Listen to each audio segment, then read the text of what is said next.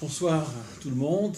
Merci de vous être dérangé et déplacé malgré un climat un petit peu frais. Et merci à tous celles et ceux qui nous rejoindraient pour ce direct ou qui consulteraient les vidéos archivées ensuite. Je rappelle que vous trouverez l'intégralité, hormis les débats que nous préservons en off, mais vous trouvez l'intégralité de ces vidéos archivées sur le mur Facebook du Beth Midrash, le lieu des études juives de Bar Yochai, ou encore sur la chaîne YouTube de Bar Yochai, ou la mienne propre d'ailleurs, où vous trouverez donc encore une fois l'intégralité non seulement des vidéos, mais aussi des liens qui vous conduisent aux supports qui sont émis à chaque fois. Le support d'aujourd'hui, qui est présent dans l'intitulé sur Facebook, ou bien qui vous sera disponible par la suite, ressemble à ceci. Ça c'est le mien. Avec le texte du Maharal de Prague au verso, puisque nous sommes dans les études du Maharal de Prague, mais au recto, les textes, ou le texte, sur lequel le Maharal de Prague va bavarder. Nous avons déjà vu au niveau du Maharal un premier sujet qui concernait le sens ou l'essence de la Teshuvah et les limites fondamentales de la Teshuvah. Une première étude qu'on a réalisée en 2 cours. L'étude de ce soir qui s'intitule 3 chemins de la Teshuvah, elle sera réalisée en un seul cours, donc ça donne une unité accessible. Vous connaissez la phrase, je ne sais plus quel grand chef, est-ce Churchill, c'est pas improbable, ça lui ressemble, là où il y a une volonté, il y a un chemin. Eh bien là où il y a Teshuvah, il y a 3 chemins. Nous verrons ce qu'on peut entendre ici par 3 chemins de la Teshuvah. Est-ce que c'est une question de degré ou de nature, cette différence entre 3 modes de Teshuvah? Alors, vous vous rappelez sans doute, pour celles et ceux qui nous ont suivis depuis le début, c'est-à-dire depuis l'année dernière, que nous avions éprouvé une difficulté et en même temps que nous étions investis de patience devant, par exemple au niveau du Tanakh, hormis des récits précis, et ils ne sont pas légion, il y a des accents prophétiques qui partent un peu, passez-moi l'expression, dans tous les sens.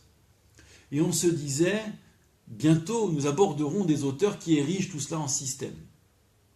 Mais dans l'entre-deux, avant d'aborder ces auteurs médiévaux ou renaissance ou modernes ou contemporains, il y a surtout ce moment de la tradition orale, Midrash, Mishnah, Talmud, où on attendait à la rigueur que les choses soient énoncées en système, mais non, on obtenait le même désordre a priori, c'est-à-dire des dictons, des apophthegmes et des récits qui ne semblaient pas donner une image cohérente, sauf parfois à impressionner notre rétine et à fixer notre mémoire sur les récits les plus emblématiques.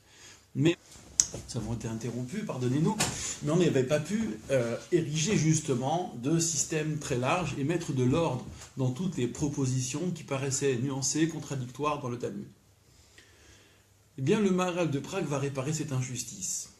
Car ce qui nous est proposé ici n'est pas seulement un système personnel ou une vision personnelle de la Teshuvah, mais une étude des textes de Chazal, des maîtres du Midrash, de la Mishnah, du Talmud, où l'on trouve qu'il y a effectivement, en réalité, si on avait su les lire, qu'il y a effectivement un système, c'est-à-dire un propos systémique. Un des adages du Maharal, c'est que les paroles des sages sont des sages paroles. C'est-à-dire que on croit deviner dans cet adage le goût du Maharal de Prague pour le concept. Un mot qui, en réalité, recoupe une somme large de connaissances et d'interactions entre ces connaissances, et on forge un concept comme on forge l'œuvre parfois de toute une vie. Mais les sages ne s'expriment pas seulement par concept, il fallait voir aussi que leur propos éparses, a priori incohérents, n'interagissant pas les uns avec les autres, les uns par rapport aux autres, en réalité ont des liens et permettent de créer ce fameux système. Donc les paroles des sages sont des sages paroles, c'est ce dont nous allons faire l'expérience aujourd'hui encore. Le passage concerné, c'est quelques bribes de Talmud dans le traité Yoma, 86a. Mais pour pouvoir aborder le Talmud, qui en réalité donne quelques passes d'armes sur des versets ou des bouts de versets en apparence contradictoires, il faut tout de même d'abord que vous puissiez avoir une vision d'ensemble des fameux versets incriminés. Pour ce faire, donc, je les ai reproduits ici avec la traduction du rabbinat en bas de la page. Et ensuite, nous regarderons le Talmud en posant les questions qui émergent dans une lecture innocente, encore vierge de toute connaissance acquise et conservée. 3 versets des prophètes. Le premier est d'un petit prophète, c'est-à-dire appartenant au registre des 12 petits prophètes, non pas par la taille ou l'envergure petit, mais par le volume qu'ils occupent. Il s'appelle Hoshéa en hébreu, Osée en français. C'est au chapitre 14, le verset 5. Erpa Meshu Vatam. Je guérirai alors Meshu Vatam, leur rébellion. Le rabbinat traduit ici par égarement. Ohavem Nedava. Je les aimerai, Nedava, avec générosité. Il est traduit ici avec abandon. Nedava comme un cadeau. Kishav apimimeni, car ma colère s'est détournée de moi. Est revenue de moi, s'est détournée de moi. On peut observer au passage une petite donnée intéressante de l'hébreu biblique qui peut-être nous avait échappé à l'époque. C'est que pour dire rebelle, même en hébreu moderne, on dira shovav. Et c'est curieux, meshuva, la rébellion, l'égarement, le fait de se détourner, c'est curieux que la rébellion soit à peu de choses près, la même radicale, c'est même quasiment, c'est quand même à l'identique que celle qui donne le mot teshuva. Retour, repentir, contrition, etc. Comme si au fond entre teshuva et meshuva, entre retour, repentir et rébellion, il n'y avait en fait qu'un seul mouvement. Un retournement brutal, un retournement inattendu, une désobéissance, mais à quoi? Et si la teshuva était aussi une rébellion, une révolte, non, sire, une révolution. Donc là, il y a une piste intéressante sur la similitude des radicales entre teshuva, repentir, et rébellion. Le deuxième verset se trouve dans Jérémie. Donc vous avez compris que le thème du premier verset, c'est la guérison. Dieu qui guérira les gens de leur goût pour la rébellion, de leurs égarements. Et puis, dans Jérémie, chapitre 3, verset 14, il y aura un peu plus loin au verset 22, des expressions très similaires, on a l'impression que le prophète se répète. Shuvu banim shovevim, revenez, enfants rebelles. Alors banim de qui? Les fils de qui? Dieu se place en père ici, ou bien s'adresse aux fils après avoir délaissé peut-être les pères. Ou bien les pères eux-mêmes sont fidèles, c'est maintenant les fils qui se rebellent, et donc c'est à eux qu'il veut s'adresser. Bref, je cherche à savoir, banim, ici les fils par opposition à quels parents? Shovavim, donc rebelle, Neum Hashem, parole de l'Éternel, Ki anochi ba'alti bachem, car, alors très très littéralement, j'ai fait possession de vous, j'ai fait possession de vous.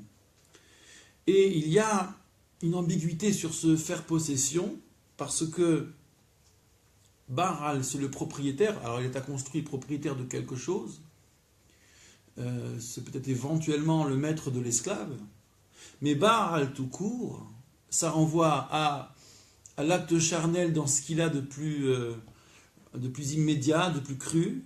Baal, c'est prendre, donc charnellement, et Baal tout court dans l'usage, c'est le mari. Alors pardon pour cette similitude, prendre sans autre forme de procès, ou bien être propriétaire du corps d'un esclave, ou être l'époux, cela se dit pareil. Alors évidemment, j'entends la catastrophe. Je veux dire par là le désespoir dans lequel cette analogie peut nous plonger. Ne prenons pas pour l'heure cette chose comme normative. Il ne s'agit pas de cela, bien sûr. Il n'est pas fixé dans le marbre que le corps de la femme appartienne à son mari et qu'il n'est pour elle qu'un maître qui domine son esclave. Néanmoins, Prenons le champ lexical comme il nous vient, car je fais possession de vous, pardon. Et la car qui est très, mais je vous prendrai.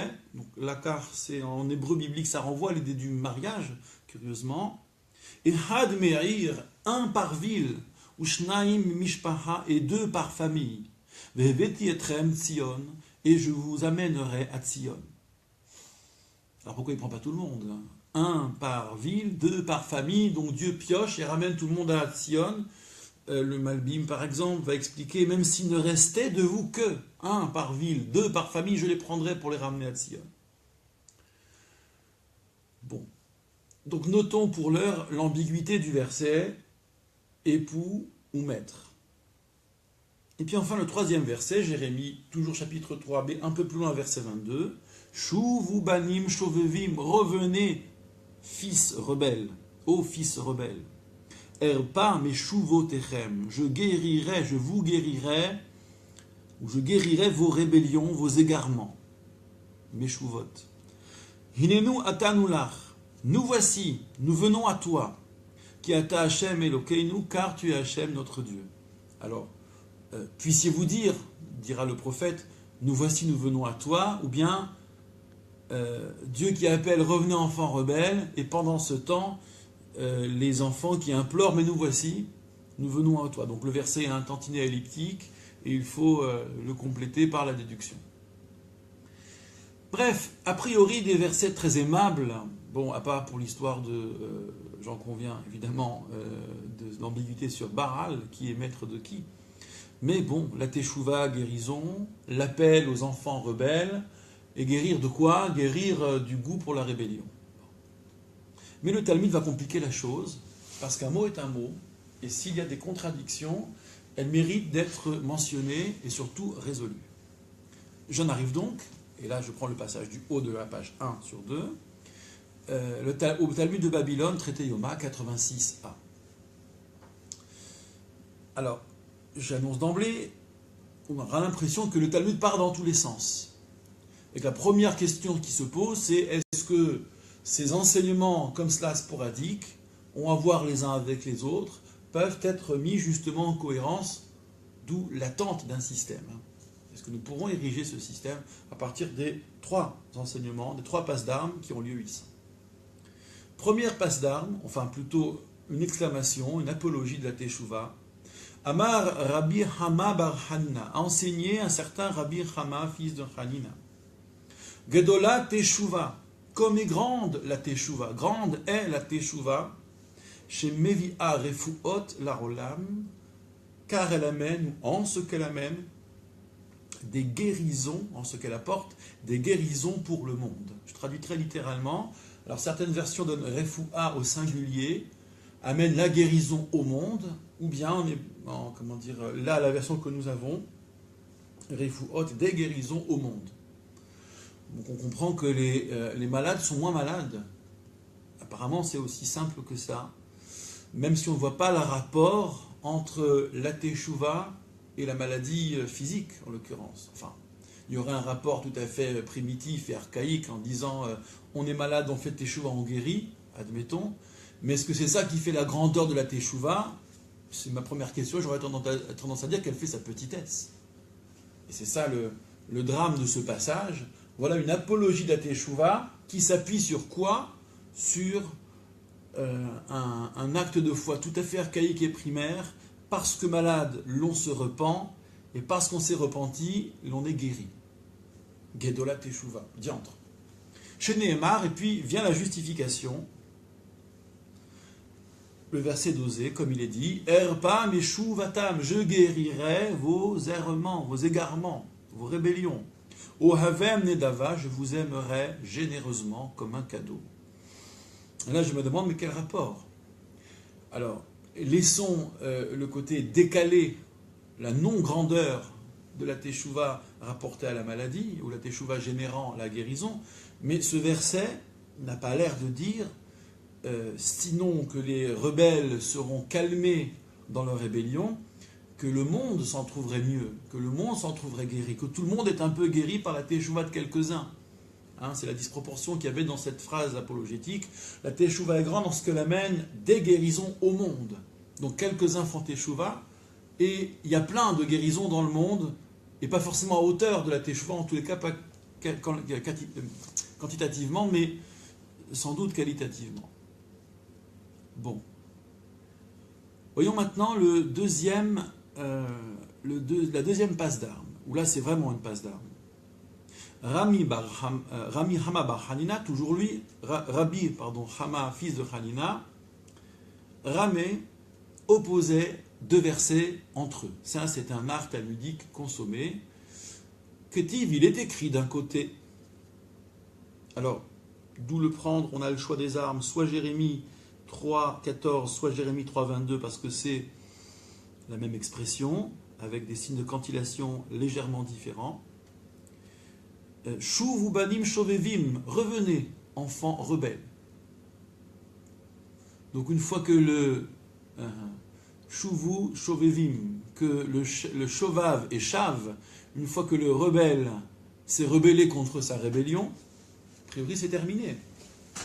Il s'est tourné d'un côté, il se retourne de l'autre, donc retour à la case départ. Et on ne parlera plus de sa rébellion. Des mekara shovevim atem. Cela laisse entendre que c'est au début qu'ils ont été rebelles, comme une erreur de jeunesse. Mais qu'une fois qu'on est amendé, une fois qu'on s'est rebellé contre la rébellion, il n'en est plus rien. Donc la teshuva est totale, et à revisiter en le révisant, en le refondant, en le réécrivant ce passé.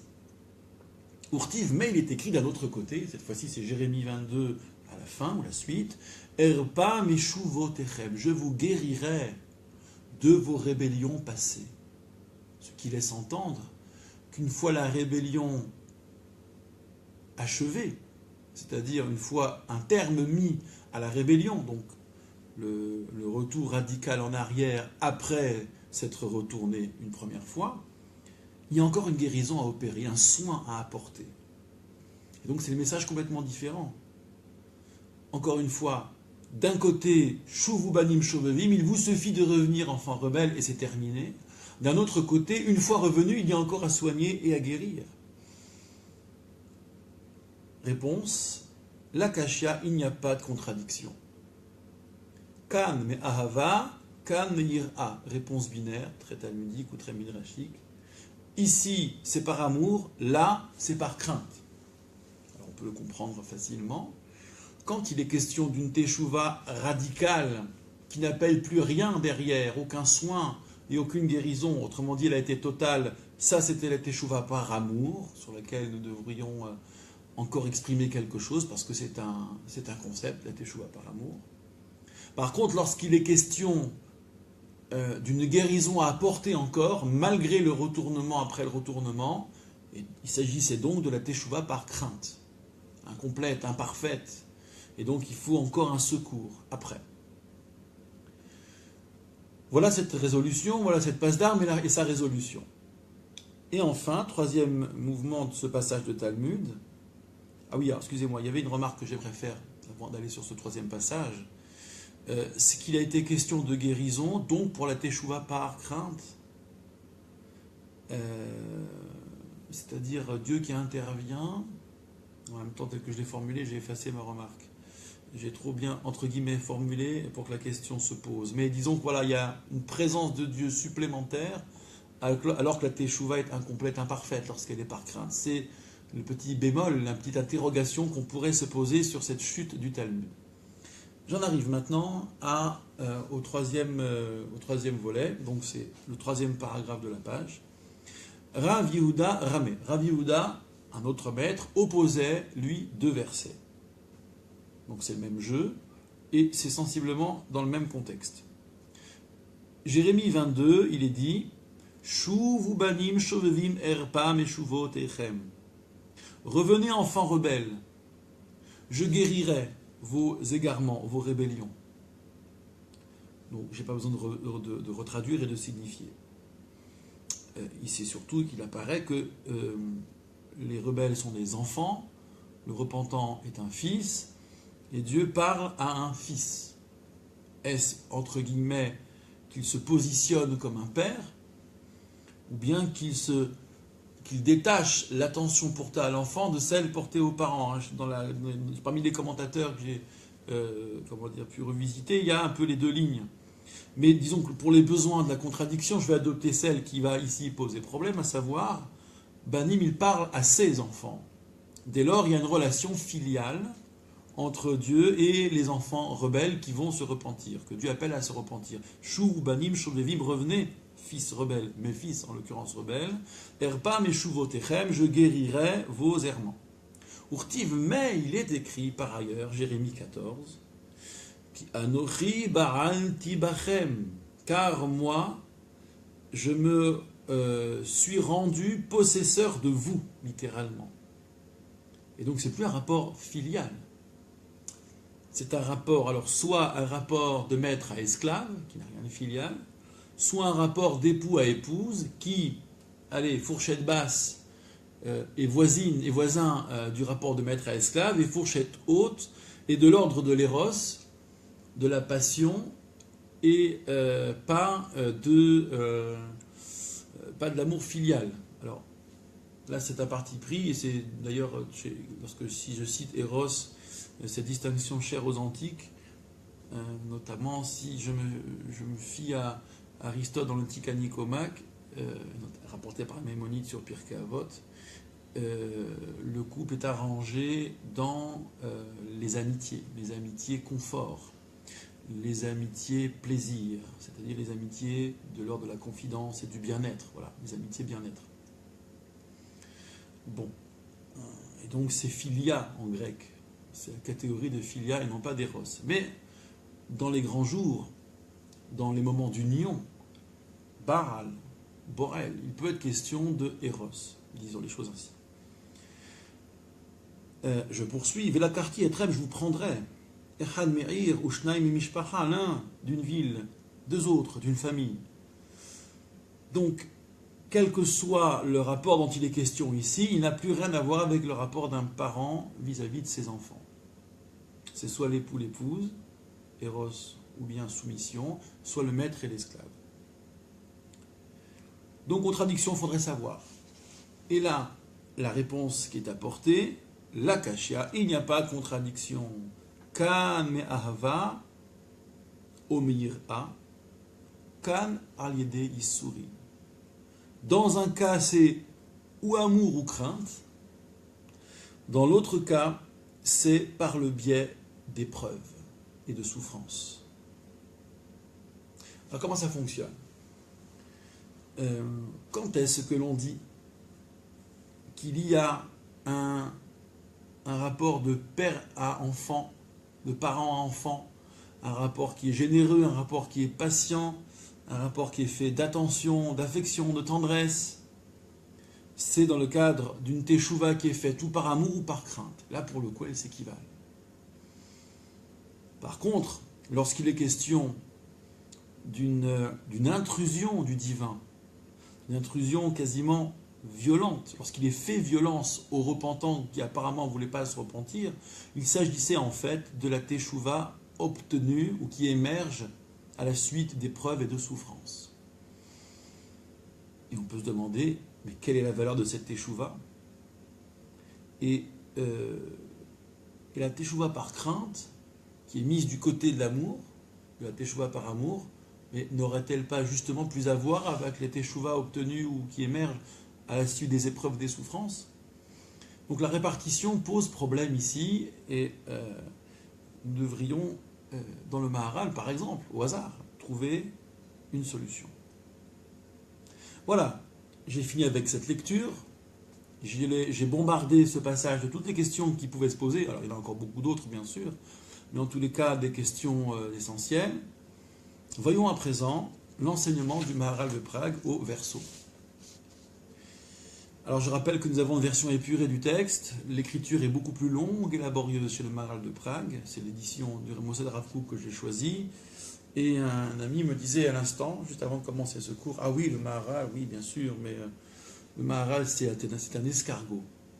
Et en fait c'est ça, la technique d'écriture du Maharal, de lecture disons, c'est la technique de l'escargot, un peu comme la coquille de l'escargot qui fonctionne en spirale, et la lenteur de l'escargot qui va passer, puis repasser, et encore repasser. Donc c'est très très lent le Maharal, voilà, très très lent. Mais là, c'était accéléré. L'escargot, on l'a fait muter.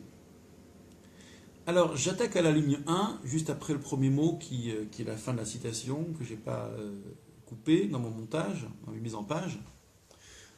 Dar lecha, sache pour toi, qui a teshuva hi la adam, que la teshuva est pour l'homme, elle si à l'homme ou elle est possible pour l'homme. Rappelez-vous, il était compliqué a priori de concevoir la teshuva, je vous renvoie au cours précédent. Et donc pourquoi c'est finalement concevable? Dans le cours précédent, il était question de la proposition divine, c'est Dieu qui pose. Yoreh hataim tov yachar Hashem alkel yoreh hataim badarer. Il était bon et droit Dieu et c'est pourquoi il montre le chemin à ceux qui pêchent. Donc si Dieu ne montre pas, nous ne pouvons pas voir, nous ne pouvons pas savoir, mais il y a ici un autre argument. C'est finalement, bien que nous ne l'ayons pas vu, disons, pas tout à fait inconcevable. Pourquoi qui Adam, mitzad qui Adam nivra be'athalato belochet, par le fait que l'homme est créé à son commencement sans faute. Alors est-ce l'Adam primordial, le premier homme, Adam Kadmon, ne mélangeons pas tout, ou bien est-ce que c'est tout homme au début de sa vie? Alors quel que soit le débat sur est-ce que le mal est en l'homme ou pas, même si l'on considère qu'il est en l'homme, il est en potentiel. La faute elle-même intervient dans les moments de connaissance et de conscience bien plus tard. Donc, hors ce débat, nous pouvons dire, sans trop nous mouiller, sans trop nous risquer, que l'homme commence la vie sans faute. Vecha Hacher Usha, mais ça a une conséquence, surtout dans des visions très schématiques et symboliques que le Maharal de Prague prise particulièrement. Lorsqu'un début est sans faute, c'est signifiant. Et c'est quoi la signification? Vecha Hacher Usha l'Hashem Ilbarach, dès lors qu'il revient vers Dieu, Az Adam Choser El Athalato, ça veut dire qu'alors l'homme revient à son début, à sa phase première. Et ce retour au début, dans la pensée mystique, ça peut s'entendre par réparation, le schéma mystique de l'histoire du monde. C'est pas seulement un monde qui a une ligne et une trajectoire, avec une progression continuelle. Si elle n'est pas linéaire et un peu chaotique, elle est quand même continuelle. On peut ralentir parfois, mais on tend vers. Le schéma kabbalistique ou mystique, je dirais, c'est un monde qui revient à sa source, une boucle qui se boucle. Donc l'homme qui revient à son état premier, disons,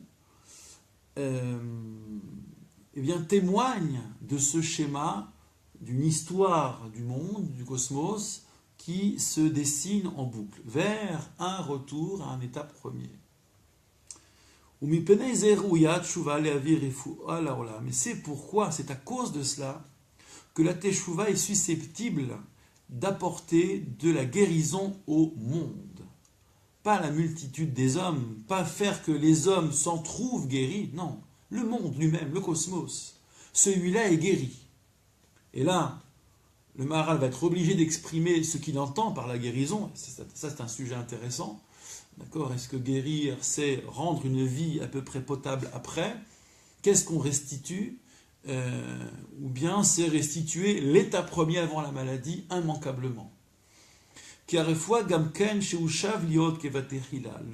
la pensée noblement schématique, quand je dis schématique, c'est pas dans le sens du réductionnisme, mais parce qu'il faut poser des systèmes et donc établir des schémas. Dans la pensée schématique du Maharal, la guérison aussi, c'est lorsque l'on revient à être comme c'était au début. Voilà, je traduis mot après mot. Lorsqu'on revient comme c'était au début. Dès lors que les hommes font donc teshuva, qu'ils reviennent à leur début, Harolam Gamken, le monde aussi, puisque les hommes sont récipiendaires de ce schéma, sont des acteurs dans ce schéma. Et là, il y a évidemment un accent mystique, un accent kabbalistique derrière. Ha'olam gamken choser el atchalato, le monde aussi revient à son début. L'etaken kol kilkul shehu barolam, de sorte que se répare toute altération advenue dans le monde.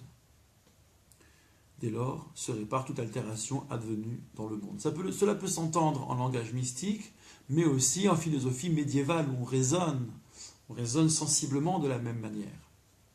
Notamment chez ces derniers sages desquels le Maharal de Prague se revendiquait, Rabbi Yitzhak Arema et Don Yitzhak Abravanel, pour ne citer que. Ulfichach, c'est pourquoi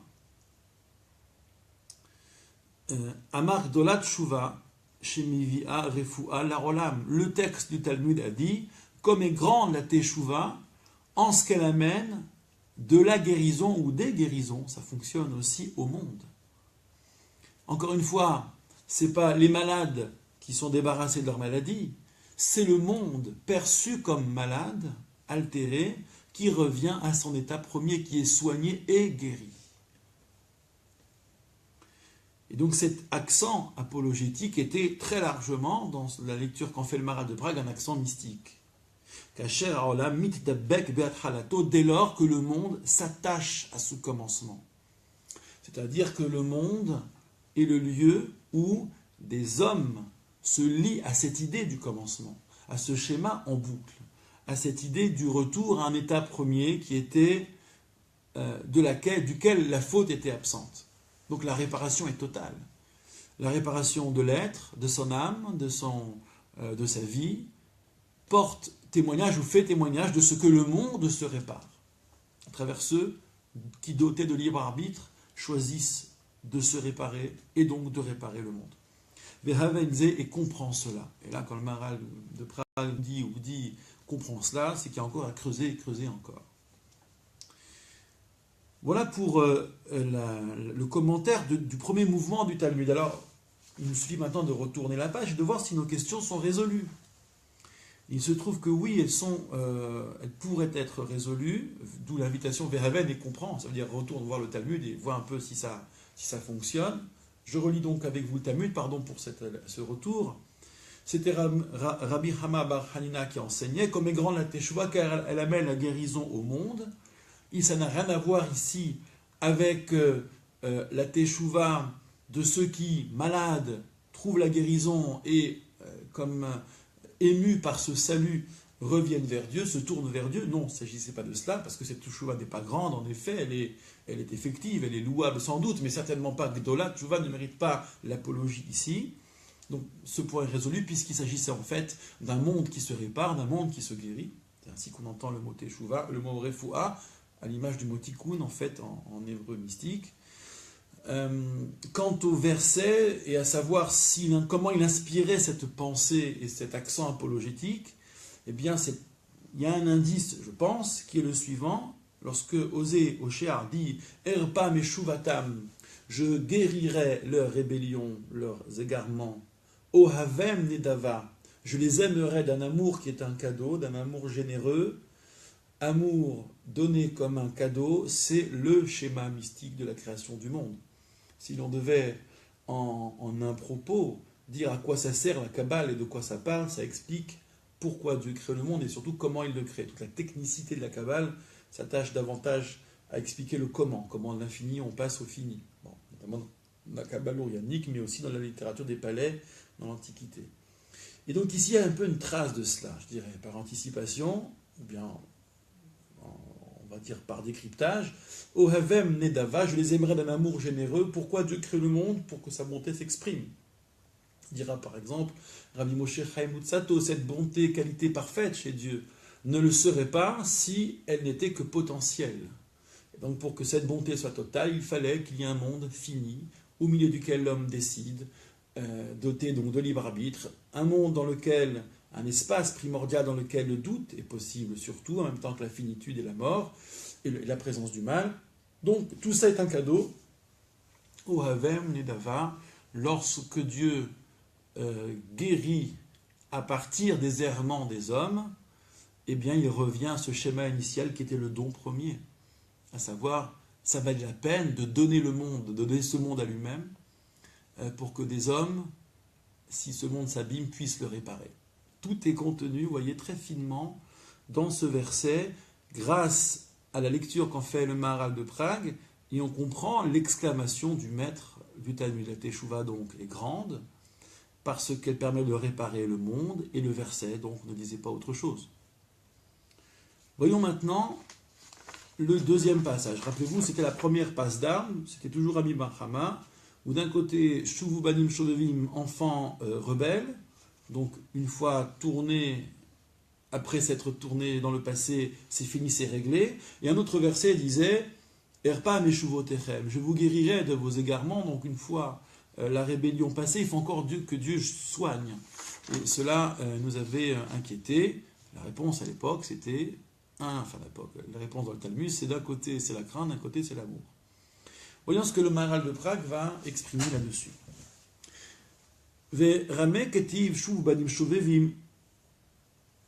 Et le même maître opposé de versets, donc il va un peu paraphraser, où il est écrit d'un côté revenez, fils rebelle, des mashmar mekara, ce qui laisse entendre, disait le Talmud, que ça se passe au début, que la rébellion n'est que l'affaire du début. Klomar, c'est-à-dire, et là, le Maharal va réexprimer cette petite déduction qui va constituer une contradiction par le Talmud. Klomar, c'est-à-dire, comme pour dire, des miyad shehu shav yeshlo refoua, c'est que immédiatement, à l'instant où il revient, où il se retourne, il a la guérison.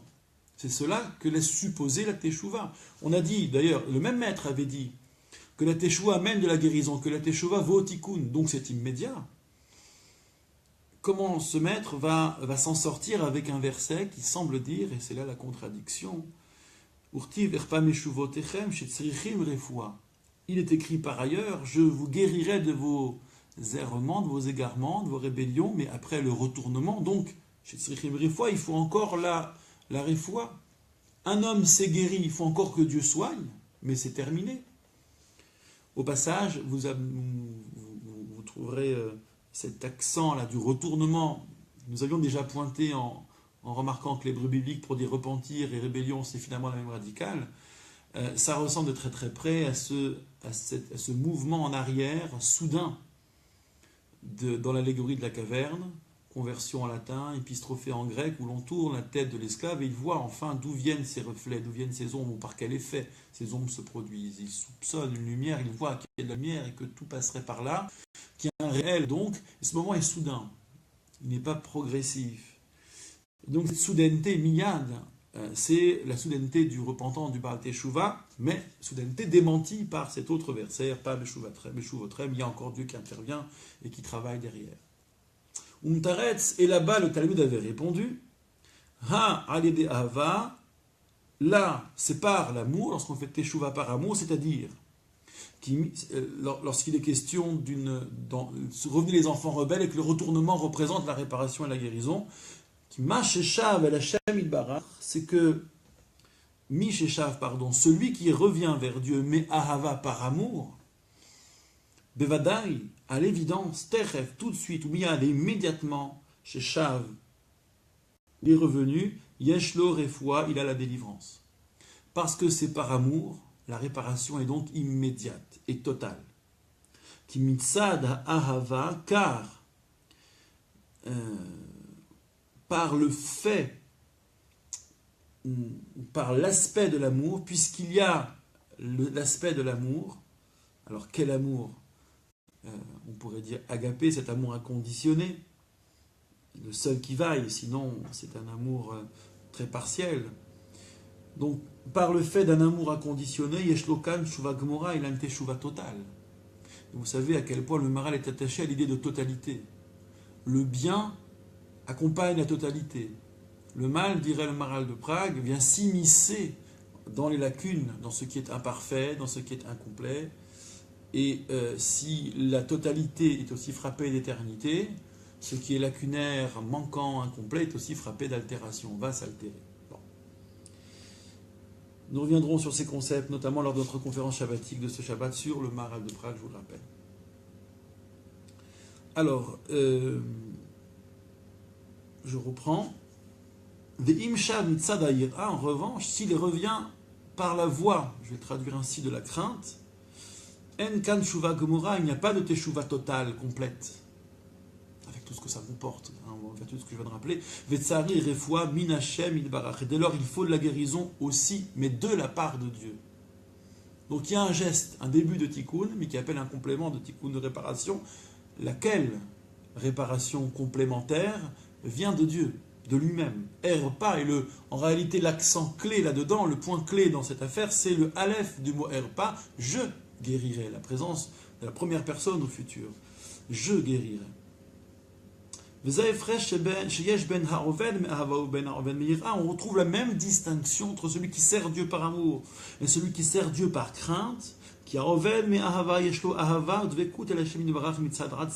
celui qui sert par amour, il a et l'amour et l'attachement à Dieu par sa propre, de sa propre personne, de son propre chef.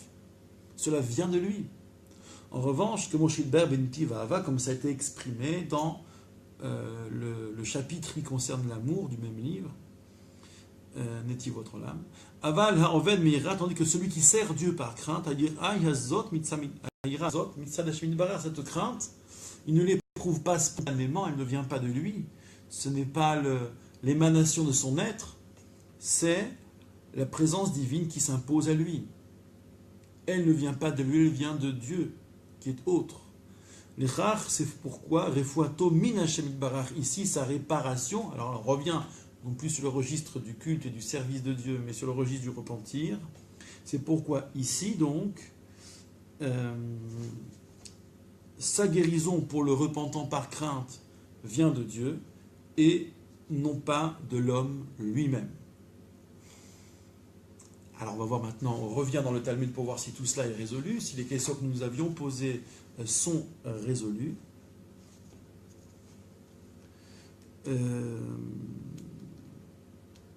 Rami Bahama donc avait opposé Shuv Banim Shovevim, rébellion de jeunesse abolie par le simple retournement, et on n'en parle plus. Il y a un verset qui dit Erpa Meshuv Votrem, je guérirai, je continuerai à apporter du soin.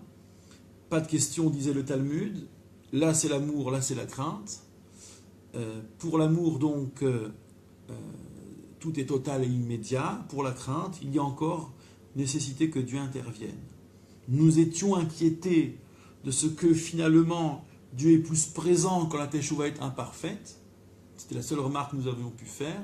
Eh bien, elle est gommée, effacée, cette remarque par le propos du Maharal de Prague. Et comment que Dieu est présent? Parce qu'il y a besoin qu'il soit présent, sans quoi l'homme n'a pas réussi à réparer en totalité. Donc ce deuxième volet vient en complément du premier. Le premier avait posé le principe de la teshuva curative. Le deuxième pose comme principe que dans la teshuva curative, il y a des soins meilleurs que d'autres. L'amour est radical, soigne totalement. L'amour est par le monde, voilà. Ça c'est dit, c'est lâché. L'amour est par le monde en totalité. Le tikkun du monde, c'est une histoire d'amour, une affaire d'amour. La crainte, la soumission, Dieu qui s'impose à grand enfant de Boeing dans des immeubles, ça suscite la terreur et la crainte. Le monde n'est pas réparé. Il faut encore que Dieu intervienne. Les âmes sont encore trop abîmées et pas guéries de leur rébellion. Il y a toujours la rancœur et la frustration et peut-être l'incompréhension sur notre propre itinéraire. L'amour amène de la clarté. La crainte, certes, nous fait opérer un basculement, mais garde une part de confusion, nous fait garder une part de confusion. Voilà ce que nous pouvons dire en synthèse. Alors sur la teshuva curative, je vous renvoie avec ce qu'avait enseigné Rabbi Yehuda Halevi c'était le premier cours qui avait été filmé d'ailleurs, il y en a eu beaucoup d'autres avant, mais le premier filmé sur ce mode, c'était sur le Kuzari, où il était question de teshuva curative, mais plus sur le mode de la médecine prédictive. Trouver le bon équilibre entre ces puissances corporelles et psychiques.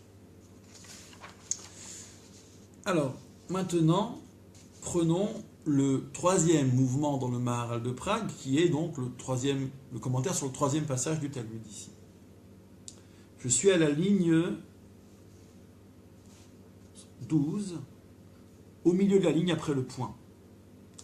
Vechen, je ne sais pas si vous l'avez. Vechen mash amar harkar. Et ainsi, et aussi, ce qu'il dit ensuite, ce qui est dit ensuite dans le Talmud, Shuv banim shuvevim, erpam et shuvot, echem revenez aux fils rebelles, je guérirai vos rébellions. Et mashmar, shat shuva mitzad atzmo shel adam, ce qui laissait entendre que la teshuva, il s'agit ici d'une teshuva qui vient de l'homme lui-même. Urtiv, enfin, il est question de dire que la teshuva, c'est l'affaire de l'homme lui-même. Là, on part sur autre chose, a priori, que ce qui avait été dit. La teshuva est l'affaire de l'homme lui-même. Enfin, l'élan de teshuva, c'est vrai, pardon. Dans tout ce qui a été dit, quand bien même la teshuva est incomplète et Dieu doit repasser derrière, il y a quand même l'idée que, que l'acte de teshuva lui-même, isolément de ces causes sont-elles notre propre volonté ou bien notre abdication devant ce qui nous arrive, enfin devant la peur révérentielle, compte tenu de notre crainte révérentielle, là il y a débat, d'accord, la teshuva par crainte incomplète. Mais l'acte de teshuva lui-même, à l'évidence, et d'après toutes les références qui ont été dites jusqu'à maintenant, ça paraissait être notre propre démarche.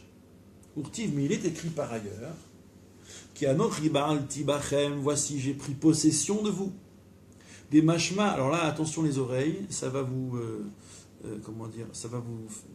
ça risque de vous choquer. Rappelez-vous, nous sommes tout de même au XVIe siècle. Des mashma de la teshuva eina mina adam, ça laisse entendre que la teshuva ce n'est pas l'affaire de l'homme, cela ne provient pas de l'homme. J'entends ici l'acte de teshuva lui-même, indépendamment de ses causes. Vemitzad akadosh baruch hu, et ça vient de Dieu lui-même. Puisque je prends possession de vous, et j'en prends 1, 2, 3, là où je les trouve. Je prends ce qui reste. Shegorem lo baral kocho sheyashuv, qui, si on prend la violence des mots, et il va y revenir d'ailleurs, c'est Dieu qui entraîne que l'homme, contre sa volonté, contre sa propre volonté, revienne.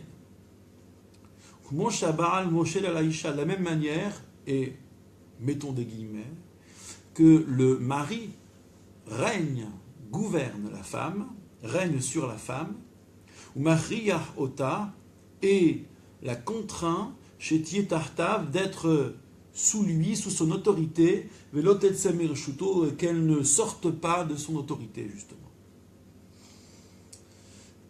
Donc prenons un schéma ancien, une figure qui, encore une fois, n'est pas normative, rassurez-vous. Je dirais que la pensée juive, c'est aussi parler de sociologie, c'est aussi faire de l'histoire. Et puis accessoirement, c'est avoir du bon sens, soit dit en passant. Mais n'empruntons ici que la figure. Donc il y a de la violence, et c'est bien dommage que cette violence ait trouvé pour illustration l'autorité maritale. Mais en tout cas, il y a la violence, et il n'est plus question d'une volonté exprimée, ou bien d'une initiative prise compte tenu d'une crainte. Il n'y a rien, il n'y a pas d'initiative. Et le Talmud avait répondu, vous voyez comment le Maharal reformule la question pour qu'on comprenne bien l'enjeu. Le Talmud avait résolu ainsi, la cachia, pas de contradiction, résolution binaire et lapidaire à la façon du Talmud. Ha me ahava o meir. Ah, d'un côté, c'est amour et crainte. On s'était inquiété des deux registres qui se retrouvaient là d'un seul coup côte à côte, alors qu'on s'est employé et combien et comment à les distinguer. Là, ils se retrouvent côte à côte. D'un côté, c'est amour et crainte. Et c'est là qu'il est question d'une teshuva entreprise par l'homme, indépendamment des causes. Ha, par contre, là, dans le verset qui évoque Dieu qui impose le retour, peut-on seulement parler de teshuva dans ces conditions? Ah, les déissourines, c'est par les épreuves. Ça, c'était la réponse du Talmud, et finalement, elle est très parlante, cette réponse. Le Maharal de Prague n'aura qu'à la reformuler à peine. Et là, il reprend le relais, la parole. Ka'asher Hashem itbarach mevi isurin al adam, lorsque Dieu amène les épreuves sur l'homme, donc on imagine l'homme brisé, l'homme défait, l'homme qui s'abandonne au repentir, il abdique totalement. Et donc c'est à cause des épreuves qu'il fait teshuva. Et quelle valeur a cette teshuva? Rappelez-vous, on s'était posé la question. K'anochi ba'alti bachem. Et c'est par rapport à cela qu'il est dit, voici, j'ai pris possession de vous, Klomar, comme pour dire, qu'il le contraint par les épreuves. Avant de voir le quatrième moment du Maharal de Prague, qui sera l'ultime synthèse, et la proposition des trois chemins, ou des trois niveaux peut-être, des trois figures des repentants, voyons si ce propos qui nous laisse quand même, sinon dans l'amertume, en tout cas dans l'inquiétude, on ne peut pas ne pas penser à ce schéma de l'homme brisé par les épreuves qui s'abandonne à la teshuva. Et quelle valeur ça peut avoir? Qu'est-ce que ça peut même signifier dans une vie? Comment ça peut s'écrire, se décrire, se raconter? Reposons notre regard sur Opinons, puisque cette question-là reste totalement en suspens, hein, la question de la valeur de la teshuva par les épreuves, et le fait qu'amour et crainte se retrouvent ensemble. Alors ça, on peut déjà le résoudre. Amour et crainte se retrouvent ensemble parce qu'il y a, comme on vient de le dire, donc, une véritable initiative humaine, indépendamment des causes, encore une fois. Et pardon de me répéter, je fais l'escargot maharalien. En revanche, donc, à l'Édéi Sourine, cela, le mystère pour nous reste entier, en tout cas l'inquiétude. Voyons maintenant ce quatrième moment du Maharal de Prague, c'est-à-dire à la ligne 18, les 5 derniers mots de la ligne, après le point donc. Umerata, et maintenant, et dès lors, Hem Shelosha Barle Teshuva. Il y a 3 repentants, 3 figures de la repentance. Et vous allez voir, là c'est du système, là il y a de l'ordre, il y a du Seder. Et ce Seder, le Maharal, en fait, nous fait comprendre qu'il n'a rien inventé, mais qu'il l'a deviné de la lecture attentive, simplement attentive du Talmud, comme nous venons de le faire, grâce à lui. Amadriga Aliona Beyoter, ligne 19, le niveau le plus élevé, Shehem Shavim Me'ahava. Ce sont ceux-là qui sont revenus par amour. Et ensuite, il y a Otam Shehem Shavim Mechamat Yir'a Min Hashem Yitbarach, ceux qui reviennent à cause de la crainte de Dieu. Alors, crainte révérentielle, je n'ose dire crainte du châtiment, on aurait tendance à évacuer cette crainte primaire, de la même manière que l'amour est un amour total, la crainte ici serait une crainte totale et pas une crainte d'animal, une crainte instinctive, la peur du coup, la peur de recevoir des coups. Le troisième niveau, le plus inférieur, donc, Shem Shavim Hamat Ayisurim. Ce sont ceux-là qui reviennent à cause des souffrances, des épreuves. Asher Miko Wahtzara, c'est par la puissance du malheur, Hozrim Lashuv, qu'ils recommencent à revenir, c'est un peu redondant, El Hashem Inbarar vers Dieu, comme Sha'asa Menaché, comme a fait le roi Menaché. Lui, c'est par les épreuves qu'il revenait vers Dieu et pas autrement. Comme c'est écrit dans les Chroniques, un livre de la fin, toute fin du Tanakh, de la Bible hébraïque, qu'on lit très peu, pour certains même jamais. Lorsque le malheur venait à lui, lorsqu'il était dans le malheur, il implorait la face de Dieu. Précisément, quand il était dans le malheur, il ne savait pas faire autrement, quand il était dans le malheur. Vadvarim ha'elu muvanim me'od me'od. Et ces choses-là se comprennent beaucoup, beaucoup. Ça, c'est encore une fois le genre de phrase qui m'inquiète. Se comprennent beaucoup, beaucoup.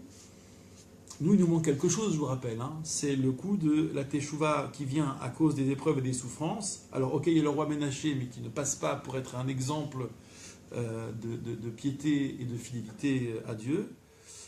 Donc, la question pour nous reste entière. Peut-être qu'elle va se résoudre dans la dernière illustration qu'apporte le Maharal de Prague. Alors, une illustration qui apparaît comme une fondation, en fait, une triple fondation avec les patriarches. De la même manière que la teshuva refait venir le monde à sa fondation, à son état premier, qui, mieux que les patriarches fondateurs de la nation juive, pour exprimer ce qu'était, au travers de la vocation d'Israël, ce qu'était à travers eux une forme ou une autre de repentir. Regardez, car c'est trois chemins de Teshuvah. Alors là, l'expression est lâchée, elle n'était pas dite comme ça au départ, trois chemins. Hormis la classification, la hiérarchisation, trois chemins qui se présentent devant nous. Là, c'est un peu plus intéressant, cette présentation en deux dimensions. Une dimension horizontale, donc, enfin, sur un plan horizontal. Voilà. Ayhad, c'est que l'un, le premier, c'était le meilleur, Mitzad Midat Abraham. Il procède, il procède de l'attribut du trait d'Abraham, chez Midat Ahava, qui est la qualité de l'amour. Ketiv, en effet, il est écrit dans Isaïe, Zera Abraham Ahuvi. Ils sont la descendance d'Abraham, mon bien-aimé. Il est vrai que, à part Abraham, en tout cas parmi les trois patriarches, Dieu ne s'exprime pas comme ça, en parlant de son bien-aimé, de celui qu'il aime, ou de celui qu'il aime, lui. Donc Abraham, c'est vrai que c'est une histoire d'amour. Rappelez-vous, lorsqu'il agit, lui, c'est par amour. Quand Dieu lui demande de sacrifier son fils, c'est son fils qu'il aime. Asher ahavta, que tu aimes. Et il s'agit donc de démontrer qu'il y a plus fort que l'amour filial, que l'amour pour son fils, ou que l'amour du projet que père et fils portent d'ailleurs. Il y a un amour plus fort qui surpasse cet amour filial. Donc entre Dieu et Abraham, il y a effectivement quelque chose de l'ordre de l'amour, où on sacrifie à cet amour ultime un amour moins grand, qui est l'amour filial, encore une fois. Par contre, si je poursuis, Haderech Hasheni, le deuxième chemin, Mitzad Midat Yitzhak, procède du trait de Isaac, le deuxième patriarche, le fils d'Abraham, et pour ce qui est de l'acheminement vers Israël, son héritier. Nirtiv, dans le récit biblique, puisqu'il est écrit, ou Fahad Yitzhak Hayali. Dans la Genèse, justement, la crainte d'Isaac était mienne, crainte d'Isaac. Isaac vivait dans le registre de la crainte, on pourrait presque entendre de la terreur. C'est un patriarche impeccable, Isaac. N'était-ce la crainte qu'un pire Loulé, ou Pahad Yitzhak Hayali, n'était-ce la crainte qu'un pire Isaac, non pas qu'il était lui terrorisant, mais en tout cas le prisme par lequel on peut comprendre sa vie, c'est le registre de la crainte. Un homme exact, qui ne quitte pas Israël, à qui tout est amené pour qu'il ne perde pas le temps jusqu'à l'épouse, rappelez-vous. Rolat Temima, c'est l'holocauste parfait, puisqu'il était digne d'être approché, il l'aurait été si l'ange n'avait pas retenu la main d'Abraham. Bref, Isaac, c'est tout ça, c'est un rapport rigide, tendu, mais exact avec le divin. Et donc, ça représente, ou plutôt, c'est de cela que procède le deuxième chemin, qui est le chemin de la crainte. En l'occurrence, crainte révérentielle. Vadrer Hashlishi, le troisième chemin, Midat Yarakov. Et là, on va trouver une résolution à ce qui nous gênait encore, il y a quelques lignes. Et le troisième chemin, procède du trait de Jacob, Yaakov, le troisième patriarche, qui lui est un homme éprouvé. C'est le moins qu'on puisse dire. Éprouvé, mais secouru. Éprouvé, mais secouru.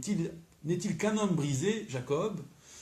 C'est vrai qu'il en garde un peu les stigmates de ses épreuves. Lorsqu'il se présente devant Pharaon, rappelez-vous, on lui reproche de s'être plaint de ses mauvais jours. On reproche même à Jacob les mots de la question de Pharaon. Mais enfin, quel âge as-tu? Pourquoi? Parce qu'il avait un visage défait, un visage mauvais, un visage qui inspirait, qui respirait la souffrance, au point que le Pharaon demande, mais quel âge as-tu pour avoir un tel visage? Bref, donc Jacob qui porte un peu les stigmates de ses épreuves, un homme brisé, mais aussi, il ne faut pas l'oublier, secouru, en tous les cas c'est comme ça qu'il l'exprime, eh bien inspirerait les repentants de troisième catégorie, ceux-là même, qui reviennent compte tenu de leurs souffrances, de leurs épreuves. Dirtiv, en effet, il est écrit, je fais la ligne 25 au milieu, la El Haone Oti Biom Tsaratil s'adresse à Dieu qu'il avait exaucé au jour de son malheur. Donc, homme secouru, et pas seulement l'homme brisé. Urtiv, il est écrit dans les psaumes, Yarncha Hashem Beyom Tsara, une deuxième référence, n'était pas de trop. Il t'exaucera Hashem dans le jour de malheur, au jour du malheur. Yisagef Hashem Elohei Yaakov, il t'atteindra, il te soulagera. Celui dont le nom est Dieu de Jacob. Vélo, Shem Elo Avraham, et le Maharal ajoute, comme un dernier petit trait, on n'a pas dit le nom, dont le nom est Dieu d'Abraham. Non. Celui qui te secourt, c'est celui dont le nom est Elohé Yaakov, le Dieu de Jacob. Ça devient presque une théologie dans la théologie du secours, peut-être du salut. Toujours est-il que ce qui demeure avec Yaakov n'est pas tant encore une fois la torpeur née de l'épreuve, n'est pas tant l'altération de l'être et les stigmates, c'est surtout le secours. L'homme repentant par l'épreuve se repent compte tenu du secours. Et là, ça, même si c'est peu de choses, il est lié par ce secours. Ce secours qui lui est donné, qui s'impose à lui, il appartient à ce secours. Il fait corps avec, si j'ose dire. Dès lors, on ne pourrait plus trouver trop médiocre cette teshuva du retour. Il y a dans les faits, cette teshuva, compte tenu des souffrances, il y a dans les faits, dans cette appartenance, dans cette fusion avec le secours, une ultra-cohérence chez cet être désormais, même si rien n'était venu de lui, ni la souffrance, ni le salut. Elush Tosha Dachet Teshuva. Voici les trois chemins de la Teshuva. Veyesh lehavin otam. Et il y a lieu de les méditer, de les comprendre et de les méditer. Ça veut dire de les garder présents à l'esprit et surtout de voir que ce passage de Talmud, loin d'être le rassemblement de passes d'armes sporadiques qui partaient dans tous les sens, en réalité a fondé un système et une présentation des trois grands niveaux de Teshuva, des trois grands chemins de Teshuva, des trois grandes figures de ceux qui font Teshuva, des repentants et de la repentance. Voilà, nous en avons fini avec ce passage. Il est bon, en particulier sur la Teshuva, que le sujet ne soit pas que cérébral. Je dirais même c'est idem avec toute forme de réflexion, qu'il faut à un moment donné, pardon pour cet impératif qui peut paraître moralisateur, mais il faut à un moment donné que cela enrichisse notre alchimie personnelle. Il faut à un moment donné que cela se traduise en enrichissement de notre réflexion très intime, laquelle nous fait non plus agir par des automatismes et des allégeances et des mimétismes, fût-il religieux, mais bien par notre propre initiative, du fond de nous-mêmes, après que les actes soient pratiqués par mimétisme, ils sont pratiqués par un choix qui vient investir ce mimétisme. Et on y gagne en authenticité, on y gagne en profondeur. Ce sont des choses très intimes, qui appellent beaucoup de pudeur, dont je parle là, mais voilà, il est important pour moi de rappeler que ce genre d'études ont aussi vocation à enrichir, à développer notre spiritualité et nos personnalités. Je vous remercie, je vous donne rendez-vous à la semaine prochaine et vous souhaite bonne réflexion, bonne digestion et bonne préparation pour le prochain passage. Merci à tous et à toutes.